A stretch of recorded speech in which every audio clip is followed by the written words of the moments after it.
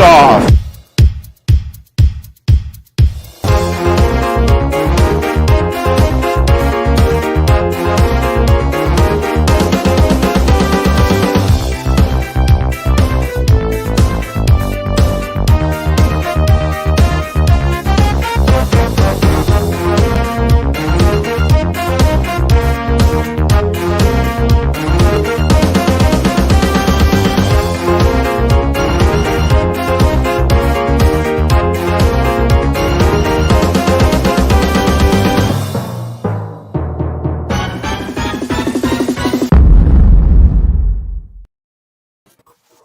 Hello, everybody. Nice, Billy.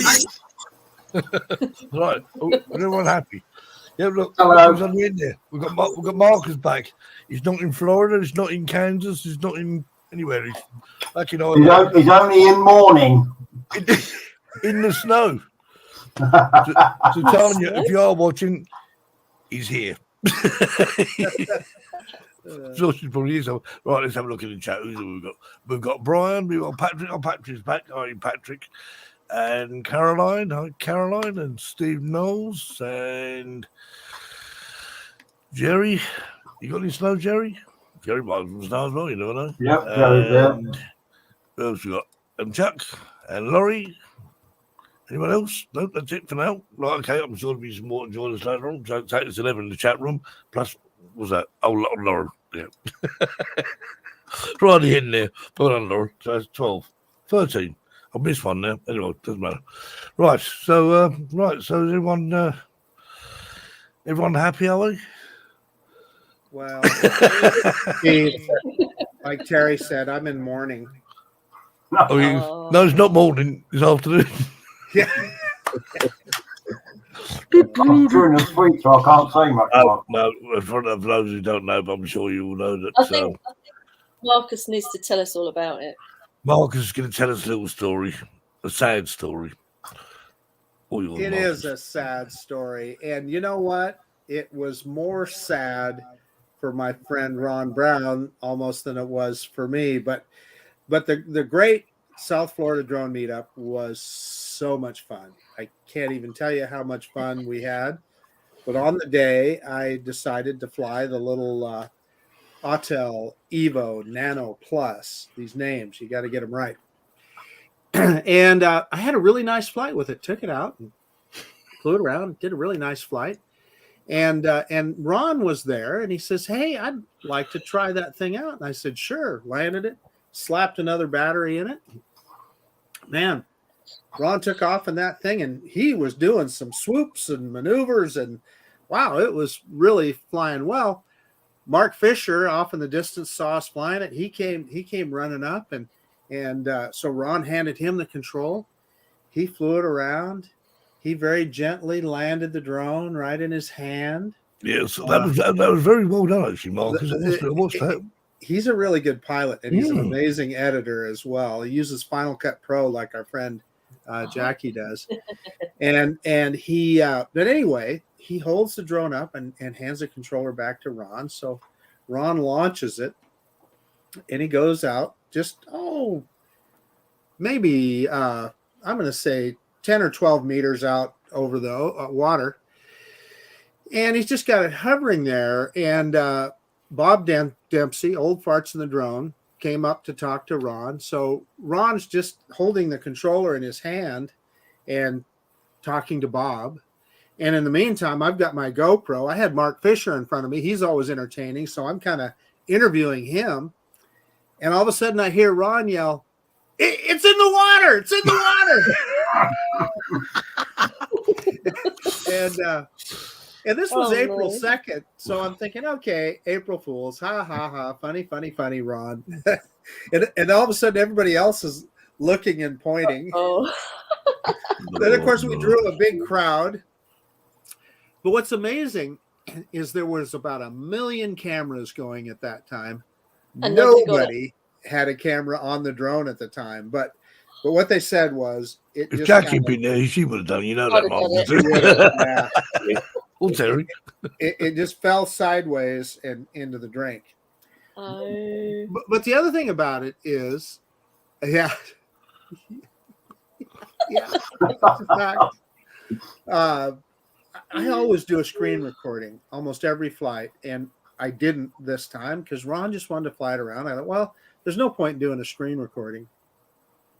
So then there's more to the story. Of course, as soon as I got home, I got a hold of Mr. Tommy Gunn. That's his real name at Autel, and that's his real name. I'm not kidding. And I, related to him what happened, and I gave him a link to that video so that he could see it and so forth. So he put me in touch with one of their engineers at Autel, and I sent them the flight records that I had from my iPhone. Yeah. And they basically said, listen, we can't. They looked at them and they said, we really can't tell anything. They said there were no warnings. They said the flight record just ends. So for whatever reason, they said if we had the flight records that were on the SD card, we could tell more. But obviously that's at the bottom of the ocean. So yeah. So that's not going to happen. But that said, what I want to make absolutely clear, and Ron Brown, if you're watching right now, it was not your fault, dude. You just happened to have the controller in your hand. That's it. I mean, it happens. I mean, it's Oh. Yeah. He just happened to be the guy holding the controller at the time. Could have been anyone. Yeah. And he's saying, "Never let me fly your off." Well, yeah. Anyway, you just read that, Terry. Yeah, I did. What type of squats do an audio? Diddly squat. Oh, He's anyway. gone now, though. Do you think you'll get a new Nano out of it, or? well, I kind of hoped that perhaps that they might say, "Hey, listen, we'll just send you another one," right? But they haven't said anything. But they may yet. Who knows? I think it'd be really good publicity for them because it was kind of a high publicity thing. There were a lot of people that witnessed it. It's Jeannie. Hi, So Jeannie. And hello, Ron. Anyway, Fingers crossed. Yeah. And by the way, I still have my red Autel Evo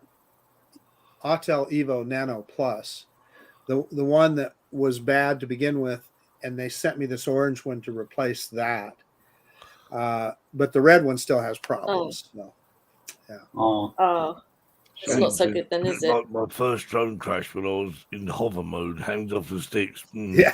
He was having a great conversation with Bob Dempsey. I mean, the thing is, Rob, is in fact, you actually just holding things, just hovering there, it just proves one thing. It certainly weren't your fault.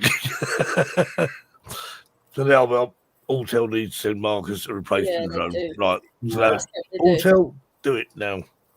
And listen, I agree with what Lauren is saying there too. Lauren from East Texas is saying that it sounds like an ESC died, and that's probably right.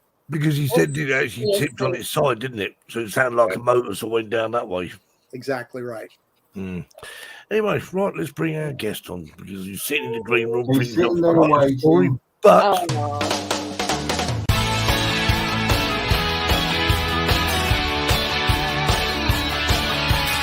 let's welcome this week's Drone Seekers live show special guest.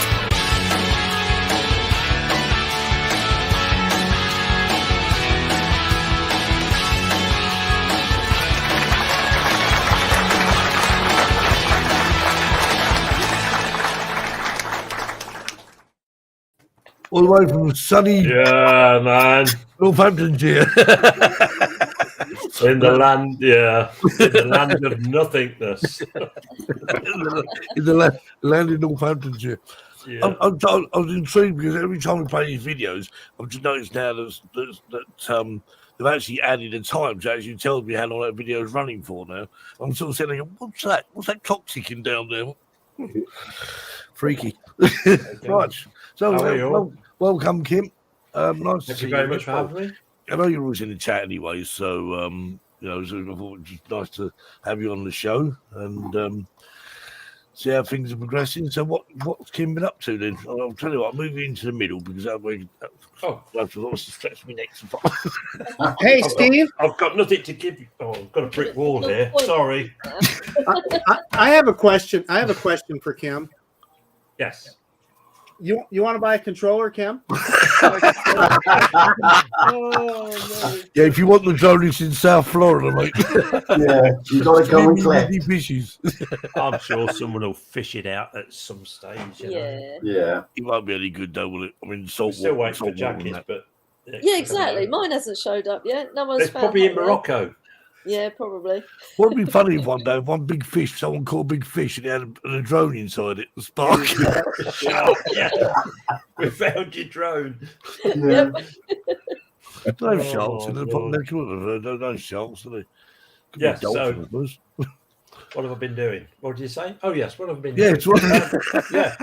I was actually, like I said, you caught me on the hop really because I'm currently doing a sort of documentary, but it's a documentary, not so much as a historical documentary. It's a documentary on the type of music that you can use when doing videos, i.e. whether it's a drone or whether it's something like this, to sort of encapsulate the audience. So give some people an idea what draws people into sort of a cinematic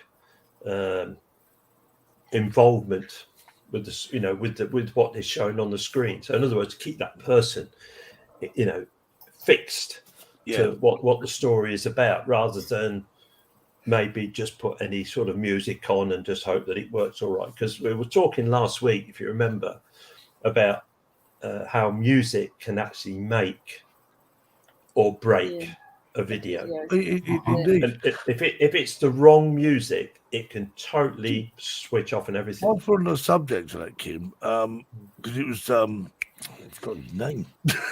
I can't forget his name from last week. Oh, from last week. Yeah. We were talking about John this Speedy, Alan.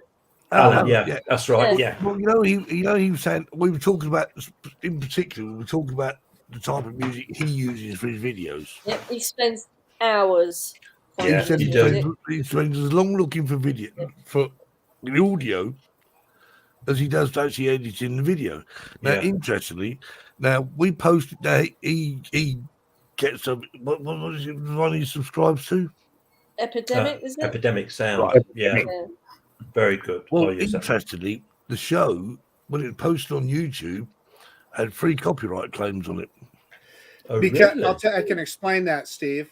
Mhm. Because you have to be a subscriber to play it on your channel, Yeah. and if you're not, then you're going to Oh, right. So if I subscribe, okay, yeah. That's what I was going to say. So I'm thinking, hang on, how come it's it's non-copyright music, I suppose, as long as you subscribe to it. It's the same as like Apple Music and Spotify, providing you subscribe to it, you can use the music. So yeah, okay, that makes sense. Well, it's the same with the Christmas one, wasn't it? Yeah. With the Christmas Okay. joke. Michael Bublé. Yeah, but that's Michael Bublé, yeah. Michael Bublé. Oh dear. He was only he's beginning to look a lot like Christmas, was it? Yes. Something like that. It is. Yeah, the artists Ron, don't worry about it. Yeah, say the artists on Epidemic Sound are sort of like, they're not all of them, or most of them are not in the charts or anything like that. They are primarily looking to get into the limelight, and obviously with Epidemic Sound, and there are other music places you can go to get free sort of, I'll say free, ones that you're not going to get stung by YouTube. So if you, Steve, obviously if you subscribe to Epidemic Sound for your own personal use, if you played any Epidemic Sound on this channel, it wouldn't get any copyright at all, which No, that's obviously makes sense. It's the money, I know, but you know. In all fairness, I mean, all it says, I mean, it's not a strike or anything like that. It's just a copyright claim and saying that you can't monetize it. Well, this is not monetized anyway, by no means. I mean, you've got 300 odd subscribers, and the time that I think I would have retired and gone to heaven by the time this becomes monetized. So yeah, I don't think that. I mean, I've got music on my channel that I don't monetize. For what it's worth. I mean, some people can, and some people, but I've got so many videos now that have got music that is copyright. To take that music away, even in my one about the graphic. Kim, you've got what, 8,800 subscribers? Yeah, I can't remember now. 8,700. I'm sure I looked at about 8.8K, which is like, So how come you don't monetize it? What do you have to do to monetize? It's if I took the copyright music off, they would entertain it. They've actually told me, they said that, you could easily monetize now, but it would mean that I've got to dissect some of the videos that I've got on there. There was one in particular, the one about the 384th bomb group. There was just one song on there, and it took them ages and ages and ages and ages to actually come back to me about the copyright. And it was the old song by who was it by? It was a very old song that I thought wouldn't get copyright, but it did. I thought what age does music? I'm sure it's Marcus. You might have looked this up, but I thought music over a certain age loses its copyright. Well, this is what I thought. I thought this particular soundtrack was, what we're looking at, 70, possibly nearly 80 years ago. They've still got copyright. I thought, who's got copyright on that? Who's making money from that then? I mean, if anyone knows the estate. Well, people buy the copyright, don't they? Yes. Yeah, people will buy it, and then also the estates. You can't sing "Happy Birthday" legally. If we sang the "Happy Birthday" song right now, it's copyrighted. No way. Somebody's got the copyright to that. Right? Crazy, yeah. You look up and see who's got the copyright of Jerusalem, and no one. Really? I don't know. There's a few on there. I haven't got copy strikes or anything. Well, I've never had a strike at all. But it's just some of the music I've got on there. Probably at some stage I may edit it, but to edit it, I've got to go in and reintroduce it and start over again. And hey, Kim, there is an alternative that you can do. YouTube can automatically take that music out, but I've done it before, but what it does is it just creates a silent spot in that video. Does it? Because on that video, the last week's show, if I'd have hit a button, it would have removed all the soundtracks from those videos. Right.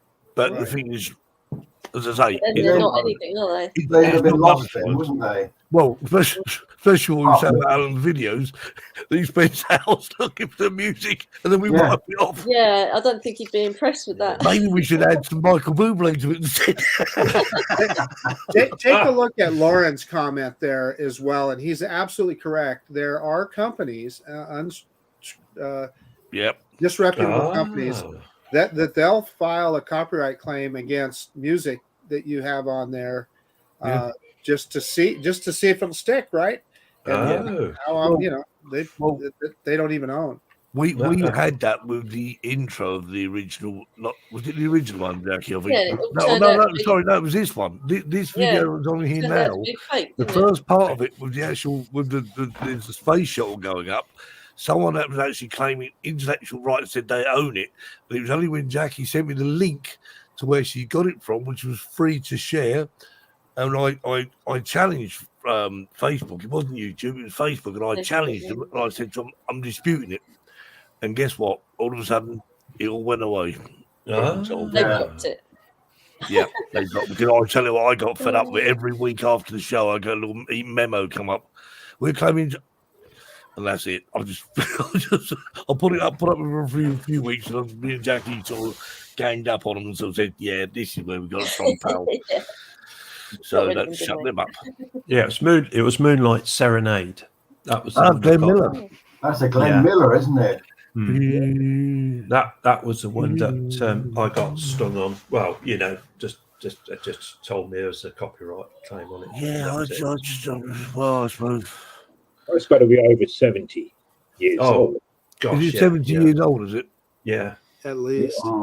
That was the only one. That was the only track. That little, I think it was about, 60 seconds long. So, but there you go. So could you re-edit it and put that back up? Sorry, Jackie. Could you re-edit it and put that back up? I think. Well, I was looking because you can actually have, like you say, you can get YouTube to take the copyright strip out, but you could possibly use because they're like Marcus was saying. You could probably take that out and it'll leave a gap. But could you then introduce, say, one of the YouTube copyright songs and insert it? Not that there's not a way to do that I know of, Kim. You'd have to re-edit the video yourself and then re-upload it.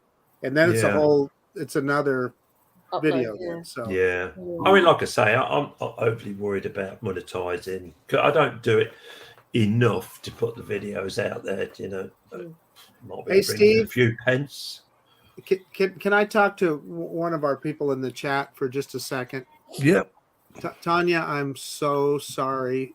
Mother Nature just won out today. I don't know what's going on. I don't know why she doesn't like us, Tanya. I have no clue. Oh, were you guys supposed to meet? But next Saturday, Tanya and I were going to go out to the canyon today. Oh, to fly. After the show, I was going to go pick her up. We were going to go out to the canyon. But next Saturday, Tanya, I promise we'll go. Well, I hope it doesn't snow tomorrow, Jackie, because there's 15 of us going. woohoo! I know. We'll be able to make something. Videos to follow. Excellent. Oh, looking forward to that. Yeah. Okay.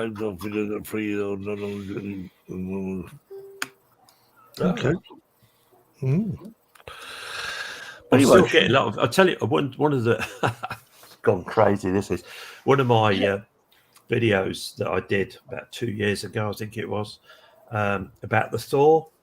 Kev, I think you'd that's right. Remember that one? It was hovering around, I don't know, 13,000 views for ages and ages and ages. And all of a sudden, within the last 4 weeks, it's gone up to 24,500. I think it might be something to do with the current situation that we're under. Someone shot nuclear. That is weird. I've had so many comments and emails on that. It's unbelievable. Even now, I just ain't got time to go through them all. We were saying, Kim, earlier on that obviously a lot of your videos, I mean, you obviously Kim's channel is Kim Discovering History, and obviously does videos on history of various types and and also sort of wildlife, which is something of what you've been doing recently, Kim. So we'll just show this one. It's a nice video, so sit back and enjoy.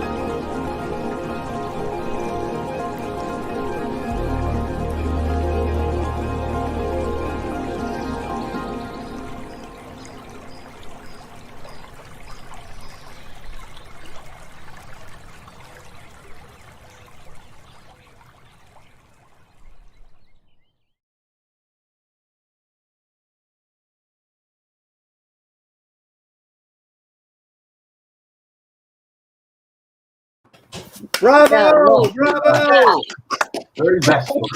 Thank you. But that's what I call quality filming, Kim. I just sat there as I was mesmerised at it so much. It's the second time I watched that. I was still sitting there, so like, thinking that otter knows you're filming. He's going, "Look at me! Look at me!" Well, the actual squirrel was standing there. Well, not quite next to me, but he was sort of standing there, just a bit further up the back, watching. The squirrel was probably thinking, "I wonder if that otter will give me one of them fish." Cool. First time I watched that, I was in bed, so I was watching it on silent. It was still good to watch, but even better with the music. That's what I say about music. Yeah. Music, yeah. Another epidemic soundtrack, which, yeah, like I say, you go through hours and hours of tracks and things until you get to the right one. And then I thought, well, this sounds like probably the right one that will go with this thing. And then you basically you put the soundtrack on your timeline, and That's then you it. try and do. Is that how you do it, Jackie? Or That's you add the exactly how I do it, yeah. to the music, rather than the other way around. That's what we were saying about this. That's Music the other thing. I first. mean, that Jackie does. I mean, you know, with me, I just get a sound of. I like that soundtrack. I just put it in there, and it always says whatever. So I've made the video by then, and then. No, And the then music you has put, to come then I just first. put the soundtrack on it and just hope and pray that it's actually you think that'll be right. No, Steve, you've got to up your game. Up your game. Yeah. You tell it. I'll give you some lessons, Steve. Well, This end of sound. Well, I'm actually thinking with all these copyrights, I think I might just play my own music and just do what I like. You know, it sounds to talented man, me Steve. like the gauntlet has been thrown down, Steve. That's what it sounds like to me. Yep. Well, I've got a keyboard over there. I'll just do that instead. I mean, I've got about, I don't know how many sounds that keyboard's got. It's too many sounds. I must be. I'm trying to work my way through them all. So, you know, but there's some lovely stuff. So yeah, I mean, it's one of the things you think. So, well, a lot of music is very. Like you listen to that music, there's not a melody as such. It's just like it's all incidental music. I thought, well, that's not that difficult. But you just gotta have it in your head in the first place, because otherwise you get a copyright strike like Ed Sheeran, you know. It's, He won the case. Sorry, Kev. Did you add sound effects of the birds? The sound effect, the recording on the camera, because I was having to hold this. I hadn't got it on a tripod because on the day I'd forgotten my tripod. So I had to do everything handheld. So I'm trying to hold Very this, steady. Yeah. trying to keep it steady, and it has got a stabilizer in the lens. Yeah. But it's still hard to do it. But like going back to what you said, Kev, the bit of music was the splash. When the otter goes in, I've got that off Epidemic Sound. Some of the birds, I couldn't quite get the bird sounds that I wanted, so I'd actually recorded some birds from another occasion. I kept that track because there was a lot of people mulling around there going, oh, look at that otter over there, you know. And of course you've got all that going on in the background. Yeah, exactly. And it just didn't sound right, you know, and I've got cars papping in the background, and you know, it just didn't sound wildlife-y type. So Elaine was saying that she was interested to know what frames per second it was filmed at to get the slow-mo approach. Yes. Or did you do it in the software? The camera itself has got a setting on it that will record in 4K, 100 frames per second. Wow. Pretty much that's the max that particular camera will do.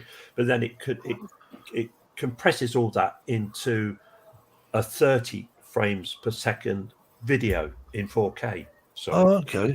So it does it all for you in the camera. And then all you have to do is just take the film off the camera, put it onto your editor, which would be technically a 30 frames per second shot, but in slow motion.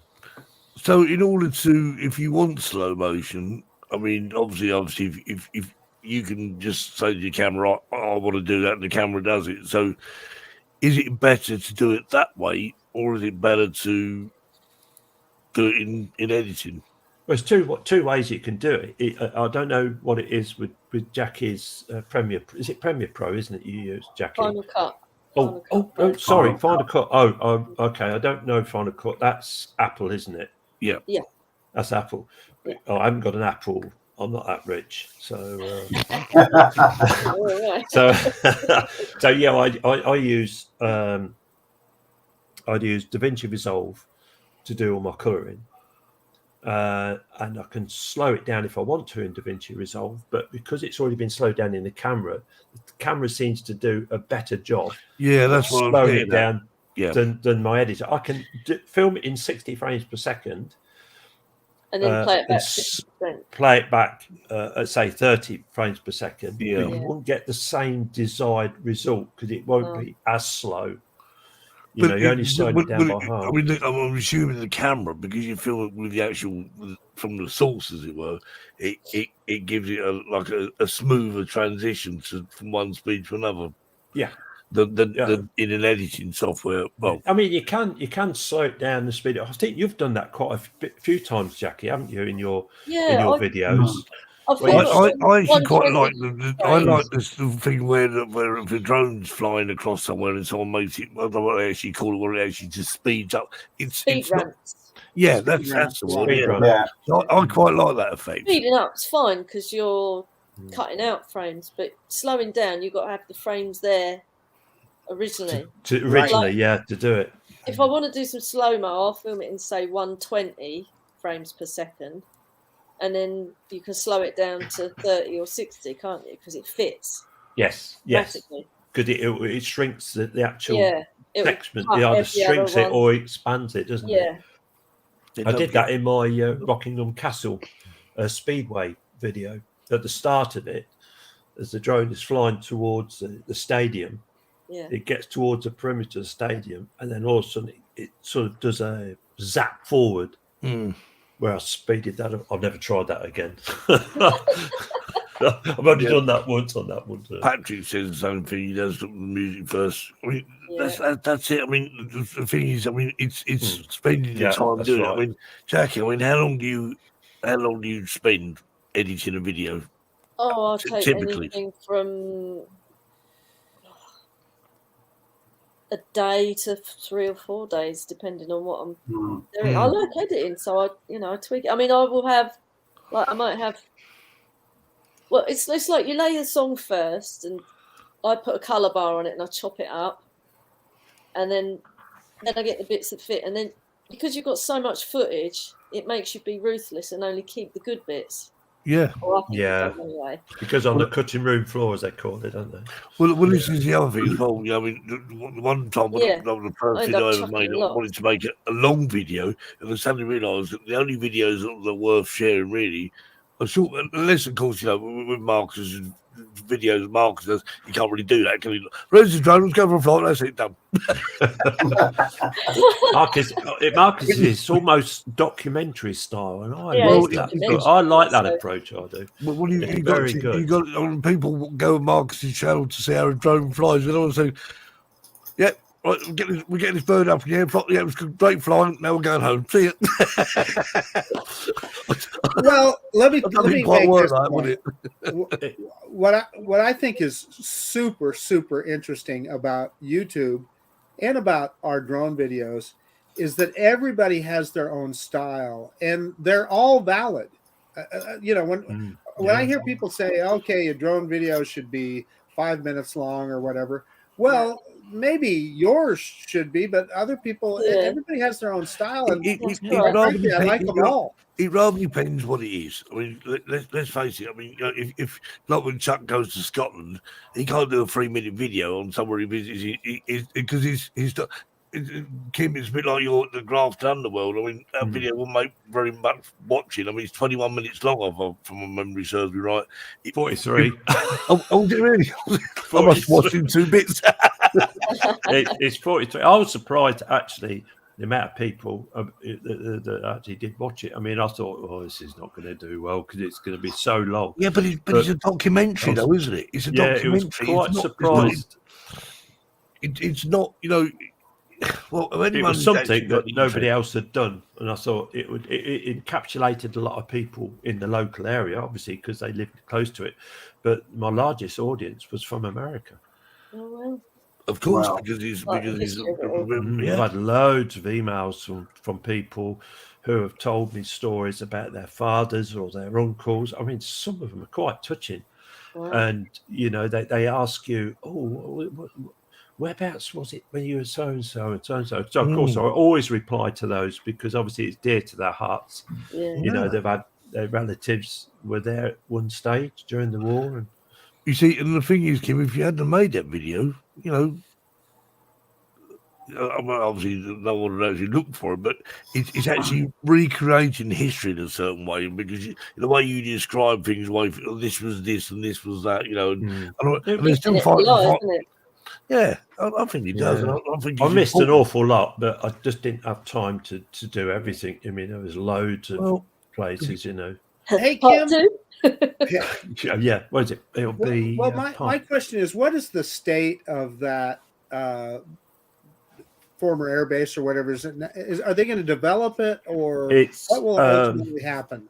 I was very fortunate because the actual estate, the estate that it's actually on was all the actual area of this airfield, the living side of it where they all lived and played, had their entertainment, etc.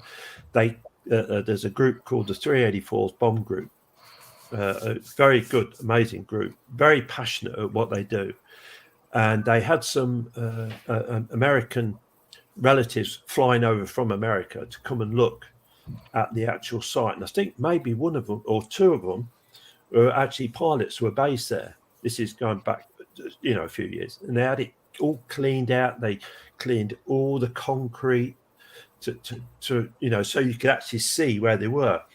And I was just so lucky that when I actually filmed it, that all these areas were still relatively clear, so people could see what it looked like. If you go there now, it's very quickly getting overgrown again. I mean, you can't expect these people who are, who cleaned it all up to keep it, maintaining it. But what they are doing is the operations building that I visited on one of my other videos. We went actually inside it and everything.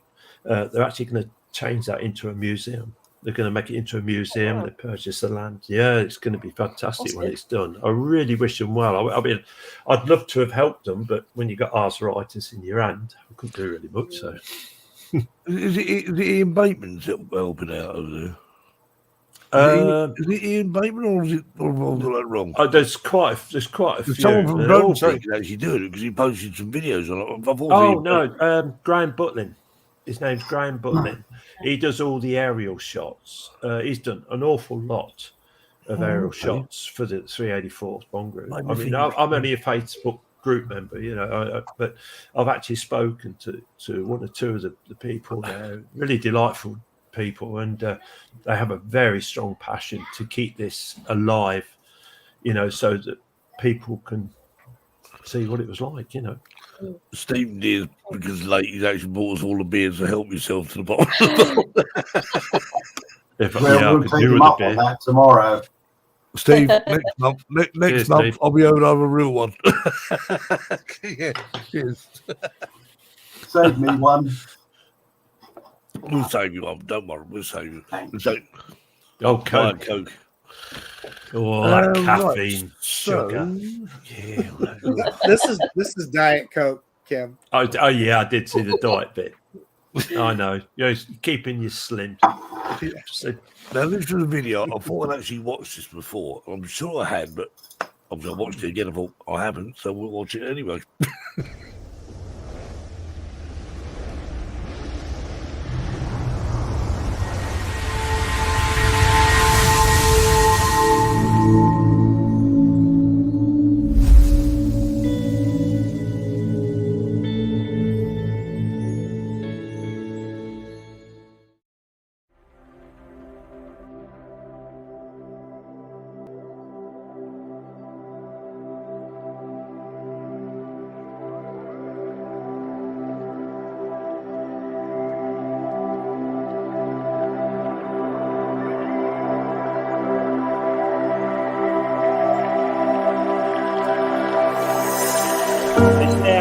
9:43.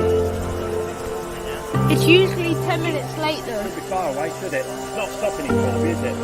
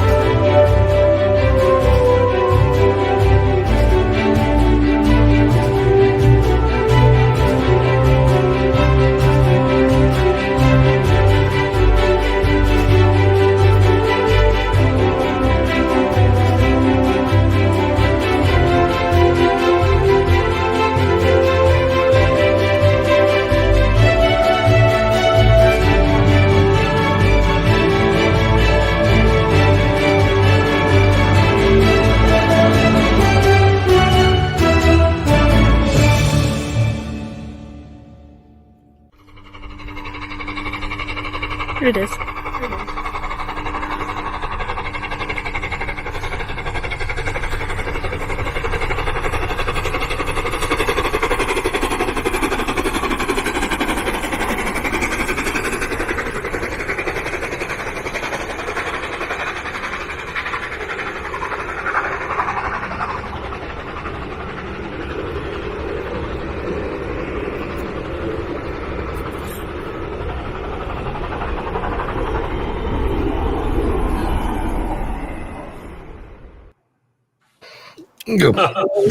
That wasn't my best one, Steve. 2019 it was, Kim.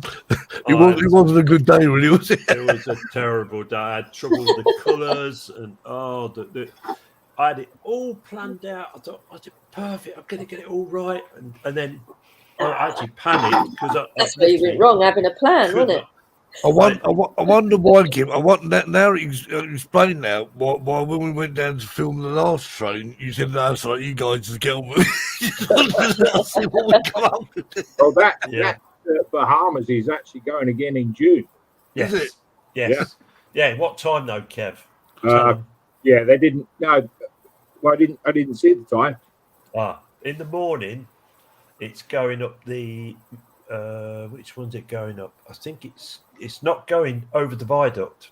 I'm not sure which way it's going to go. I'm not sure whether it's not going over the viaduct on the outward journey to York, but on the way back it is. But I don't know whether it will still be light enough. I think it's about 8 o'clock. Is it? Yeah, that should be okay because don't forget it's in June. Hopefully, I'm going to go anyway, even if it's pitch black dark. I don't care. I'm going to try and catch something. Nothing else. The sparks coming out. The sparks on. Just put the GoPro on the railway line and told us. Like I say, this is all. I'm going back there again. I mean, anyway, when it gets a bit, when there's no horses about, I'm going back there because it's all about this music thing that I want to. Which I can't tell you too much about. But anyway, yeah. So there you go. Yeah. Secret. Hey, Jackie. It's time. Yes. Virgil. Come on. He said he didn't want to do it this way. Yeah. Time to Okay, pick it up, Okay.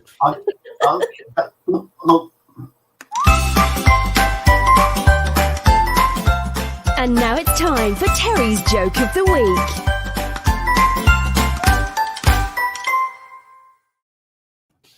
All yours. Thank you. Now, with this one, you've got to really listen and take it for what it is. And I apologise now. And there we go. So I don't know what to say. But anyway, Mr. Cadbury met Miss Roundtree on a double-decker. Just after 8, they go off at Quality Street. He asked her name. Polo. I'm the one with the hoe, she said with a whisper. I'm Marathon, the one with the nuts, she replied. He touched her cream eggs, which was a kinder surprise for her. Then he slipped his hand into her Snickers. It made her a ripple. He followed her jelly babies as he rubbed his Tic Tacs. Soon they were heartthrobs. It was a fab moment, and she screamed in Turkish delight. But 3 days later, his sherbet did dad started to itch. Turns out Miss Roundtree had been with Bertie Bassett, and he had all sorts.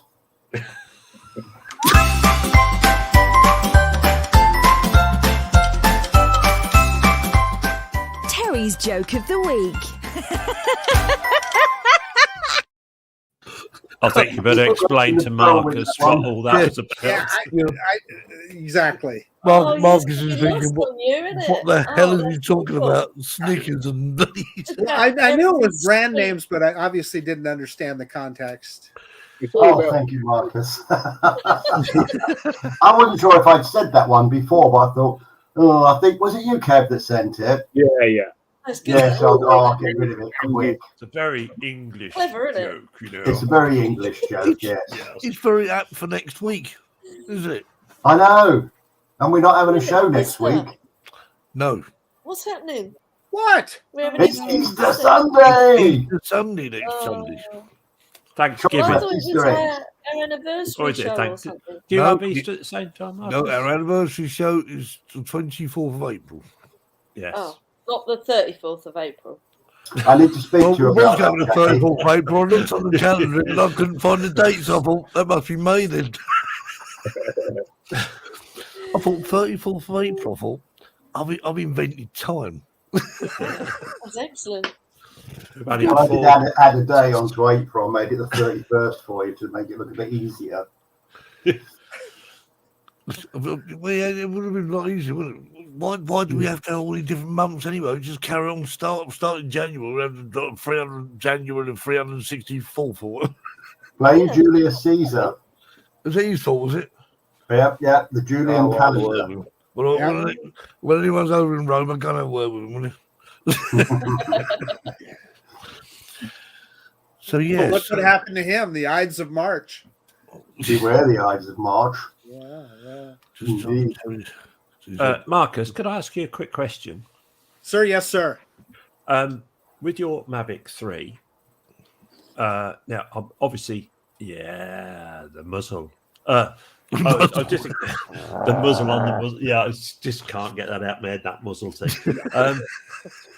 I've had problems with my Mavic 3, and when it goes beyond a certain distance, now on the settings you can set the maximum distance you can fly, can't you? Right. Here in the UK, I think we have it set to 500 meters or within line of sight. I increase mine to 1,000, just over 1,000 meters. When I had it set to 500 meters, I'd fly it, I'd lose connection. I'd no control whatsoever. And then all of a sudden, it would say returning home, and it'd start coming home. I'd have the pitch would freeze for about a second, and then the next thing is you see it turning round and coming back. Mm-hmm. Then, so I increased it to 1,000 meters. did exactly the same, flew it out 1,000 meters. As soon as it went beyond 1,000 meters, it did exactly the same. It literally, the picture froze. The next thing it said, returning home, and it came home. Not without, nothing did it. And I could get control. As soon as it's turned around, I could get control again, which is a bit odd.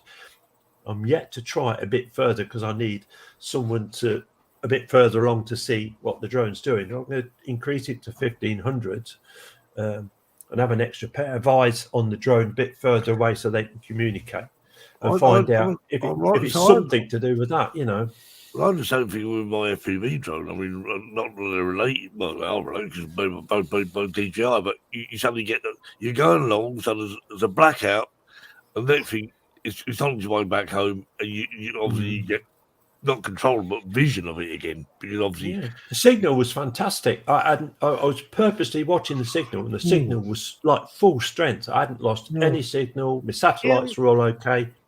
Yeah, I'm willing to bet that is coincidence. I'll experiment around and try as well and see what happens. I always set mine at unlimited. Right. I might. I mean, if I set it to unlimited, Marcus, I've not done that yet. I might try that. And just do that. Like when you go over at 500 meters, then didn't you? No, but to your point, Kim, I'll try it. I'll set mine on 500 meters or something. Kim, see what happens. Lauren was saying, what controller are you using? I assume you're using It's not the smart controller. It's the standard one that came. One. Yeah, that one. Yeah. So I don't know. I even thought maybe it might be the phone I'm using. I've not had a chance to try it with another phone because I haven't got one. I'm seriously thinking it's just a coincidence, Kim. This one, where you open it up. Ooh, the fold. Look at that sounds great. I mean, I watched one. The picture quality is unbelievable. It is so bright. I mean, was it 1,500 nits? Well, I mean, that is better than Crystal Skies. And Crystal Skies only about 1,000 nits. I mean. Yeah. Oh, and I only have one drone now. What? Yes, I sold my trusty Mavic 2 Pro. I can't talk about it too much because it's so upsetting. And I put that on the thumbnail for you today, Kim, as well. Yeah. And it was all unexpected. It was all unexpected. Thanks to a dear friend of mine, my colleague Owen. You know Owen. He called me and said someone was looking for a drone. He came round, very happy with it, and bought it there and then. Oh, Owen, it wasn't Owen. No, it was a friend of colleague of Owen. Came round and bought it. So I was very grateful because I was going to be selling it. I just weren't expecting to be selling it that quick. Yeah. But I suppose when you get the opportunity, once something comes up, I saw Tommy the idea actually selling my Mavic 2 Pro, and I suddenly thought, I think I'll regret it if I do. Because I don't think you would, Steve. I really don't, because you've got the Mini and you've got the and that's it. That's just it. I mean, I'm thinking the amount of time I fly that Mavic 2 Pro. I mean, it'd be better off with someone who wants to fly the thing. I'll fly my Mini 2 and my FPV. That's it. I keep mine until I drown them. I don't miss my Zoom at all. Till you drown them. No, I thought it was good, probably 3 years old, 2 years, 3 years old, 3 years old. It was just sitting there. It wasn't doing anything because I was obviously constantly using the Mavic 3. Yeah. Exactly. The batteries were, it's just, I thought, well, it's going to be more use to someone, rather than it just sitting on the floor. So if it's going to bring pleasure to someone else, then I'll sell it. And that's all good. Well, I've still got a drone. That's the main thing. That's the reason I got rid of my Mavic Pro. I thought I can't see the point of having that and a Mavic 2 Pro. It's ridiculous. I mean, I just don't need it. It's as simple as that. So let someone have the joy of it. And Shane flies it and he loves it. So at least he's gone to a good home, as it were. No, I'm with Marcus. Keep them all.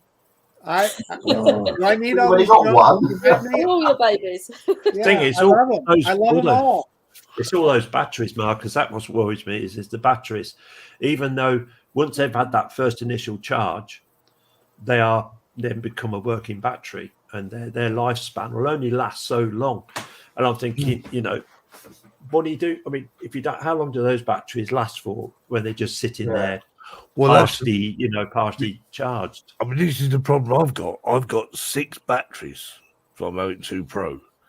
I only ever take 4 out with me. The other 2 are just sitting in the set. I mean, I dare say I should go and try and charge them up one day and they just won't charge because I haven't used them. I've used them. You need to rotate them. You do need to rotate them. Yeah, I mean, the trouble is they've got skins on to match the skin on the drone. What's that one for, Marcus? What's that one for, Marcus? Well, no, this is that same controller. I just sitting here thinking this is a collector's item. The last person to fly a drone with this was Ron Brown, so got it out of. I'm just thinking, how much would this thing be worth? I mean, it's limitless. It's got to be worth.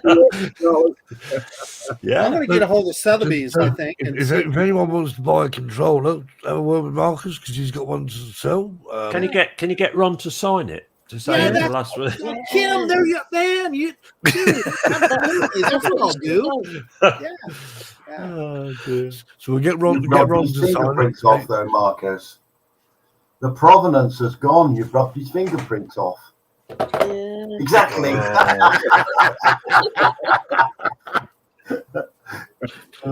Just tell Ron Brown was flying this drone.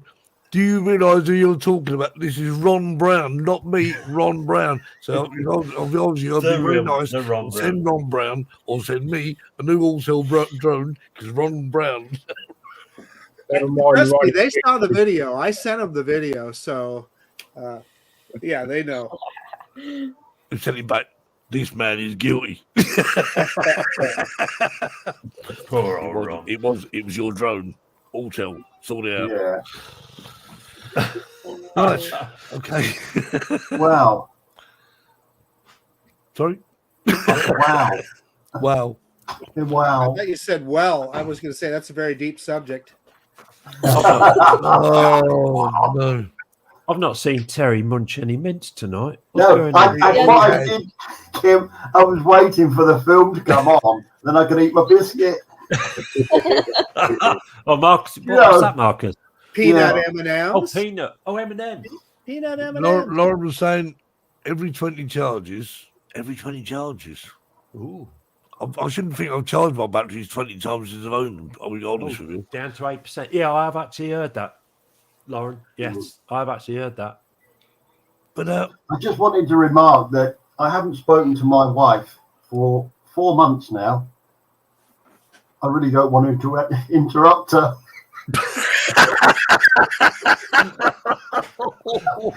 Oh, you are brave. I thought that was so funny. And when I said to Linda, bloody cheek, she said. Lauren's got too many cameras. A swap. About a nice camera for a nice controller. I don't even know what you do with the controller, but Ron Brown signed it. It's a collector's item, trust me. There are, Lauren.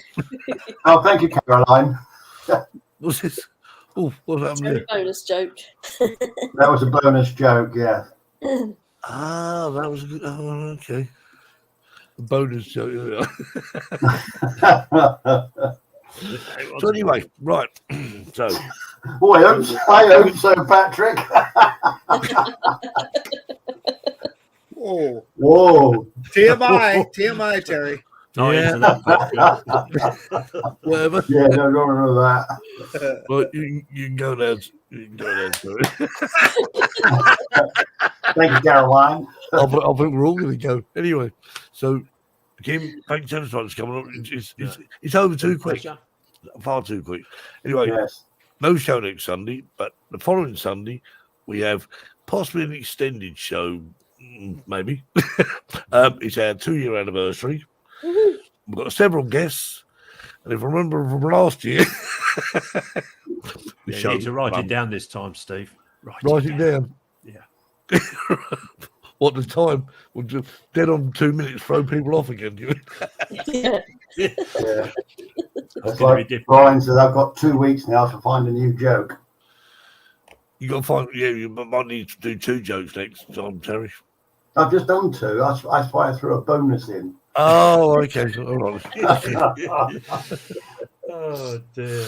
Wow. That's just your next week. They've all got your number, Terry. They have, haven't they? Anyway, it's past our bedtime now, and I so, know. anyway, so we won't see you next week, but we'll see you the week after. And See you in have a a good fortnight. week and have a good Easter. Don't eat too much chocolate. I'm sure I will. And, I will. Yeah, and hey, see you soon. Take care. Bye Good bye. night.